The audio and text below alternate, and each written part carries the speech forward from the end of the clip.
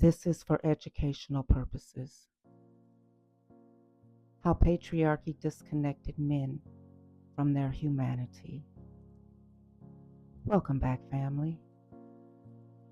The boys men were never allowed to be. Before many boys ever became men, they first became disconnected from themselves, disconnected from softness, from emotional safety, from vulnerability, from tenderness, from the freedom to fully feel. Because somewhere along the way, many boys learned that emotions were dangerous, that crying made them weak, that sensitivity made them soft, that vulnerability could be used against them. So before many men were ever taught how to love, how to communicate, how to heal, or how to emotionally lead, they were first taught how to suppress. And perhaps one of the greatest tragedies of patriarchy is not only what it did to women, but what it demanded men abandon within themselves. Many boys were not raised to understand emotions.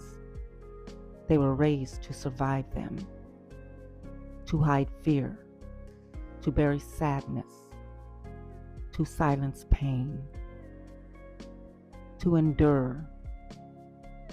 Even little boys, sometimes carrying confusion, rejection, loneliness, or emotional neglect, were often told, "Man up, stop crying, be strong." And strength became confused with emotional silence. But emotions do not disappear simply because they are ignored. Suppressed pain does not vanish.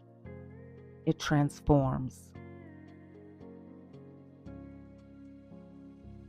Sometimes into anger, sometimes into isolation, sometimes into emotional distance, sometimes into addiction, sometimes into control,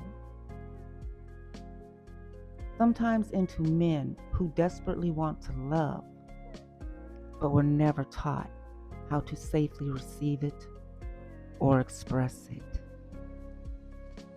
And many men today are carrying emotional wounds they were never given permission to speak about. Because patriarchy often taught men that their value was not in humanity, but in their performance, what they could provide, how tough they appeared, how much they could endure without breaking. But human beings were never meant to live emotionally disconnected from themselves. Even warriors need rest. Even protectors need comfort. Even strong men need emotional safety.